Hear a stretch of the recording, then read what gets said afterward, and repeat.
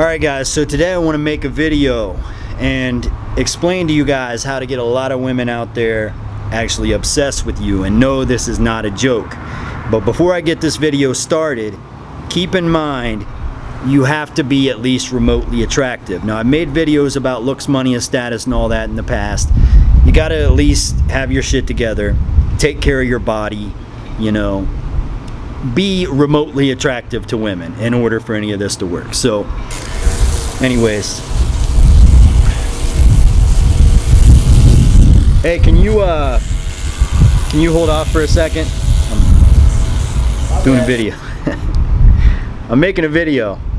Okay, anyways, where was I at? Okay, so about 11 years ago I was working as a personal trainer, and the majority of my clients were females. So, and I worked with, you know, all different types of women. Single moms, college girls, cougars, church girls, strippers, literally, like all different demographics of women. You know, so they would all sort of come to me with the same mindset, so to say. They would all be a little bit nervous, a little bit shy, a little bit insecure about their bodies. And I would talk to them a little bit, and they would sort of all have this image in their head of what they want to look like, and they have no idea how to get there. So we would sit down and work out the contract. They would pay for the service, and I would get started. And I would find out about their lifestyles, their stress levels. You know, I would work on their diet. I would obviously work on their exercising. I would work on their form, and I would even work on their posture. You know, multiple other things, but basically I would take a little bit of control over their lives.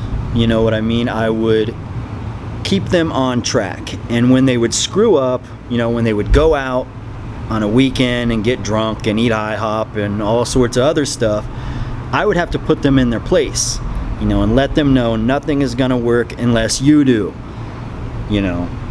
So I would constantly have to put them in their place and command them to do things that I wanted them to do, because they were paying for my service, so they were my project. They were a work project. So their progress was my work. That was my hard work. So I would be a little bit insulted when they would, you know, screw the plan up. So I would have to put them back in their place.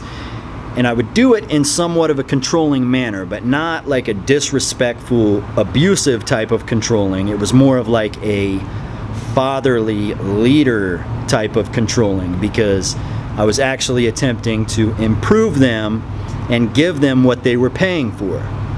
Now, the way they would respond to this, and this was like probably 9 out of 10 of them, they would respond by almost becoming addicted to me.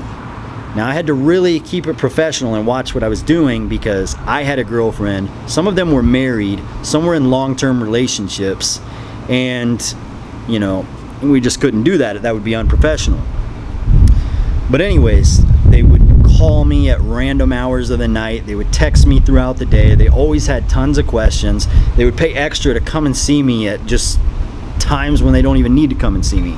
So one thing that I started to notice was women love a man that takes control. They love a man that's willing to lead them. And now obviously, if you're going to incorporate this into your normal life, not everybody's a personal trainer. So, you know, how are you going to make women obsessed with you? I can get into that. The way you're going to incorporate that is you are always going to take control. Whether it's a date with a woman or whether you're in a long-term relationship, you have to be the leader. Under no circumstances do women ever want to be the leader in a relationship. And when they become the leader, and this is what happens to a lot of men, you know, later on in their marriages, they start to allow women to make the decisions, women to make the financial decisions, and God forbid, they allow women to make more money than them. Like, imagine that's not good. You don't want to go down that route. That's giving her so much power and so much leadership in that relationship that she's going to grow to disrespect you. Because when you lead a woman and you lead her, okay, first of all, Men think things through. That's the way we operate. We analyze situations. Women, not so much. They're more in tune with their feelings. We think things through. They feel things out, right? So if you're leading a woman to the promised land makes her feel good, okay? So you're leading her to a place that makes her feel good, and she is going to become addicted to your leadership. So she will become addicted to you. And when a person is addicted to another person, we don't call that an addiction. No. We call that obsession. So if you are taking control of every minute detail of the relationship, and not in an abusive way, in a fatherly way, a good, strong leader, takes control of a situation and he does what's right. An abusive, controlling man takes control of a situation to do what's wrong. But a good leader takes control of a situation and does what's right. And she will grow to become addicted to your leadership. And she will want to be closer to you, because the closer she is to you, the better results she gets out of her life, right? Because your leadership is guiding her in the right direction. You see, the problem with most men in this day and age is they're running around chasing these women. Okay, they're running around chasing women, trying to learn game and all that crap, right? So when they do that, they're actually exuding an aura of man-child, boyish behavior, like a boy that's looking for a mother's approval. He's running around in nightclubs. He's looking for a mother to take care of him, right? He's seeking her approval. That's not the type of energy that you should put off. You see, if you're a leader and you take control of situations, you put off a fatherly energy, right? That's the kind of energy that you want to put off. That's that big daddy energy. That's the good energy. That's the energy that women find irresistible. It turns them on. It really does.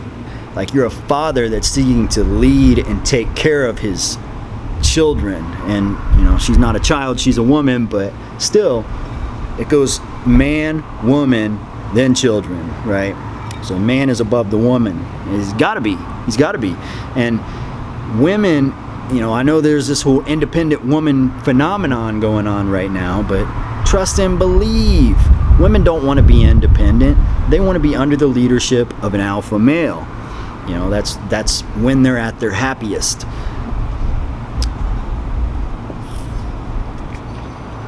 Got a Starbucks gift card the other day.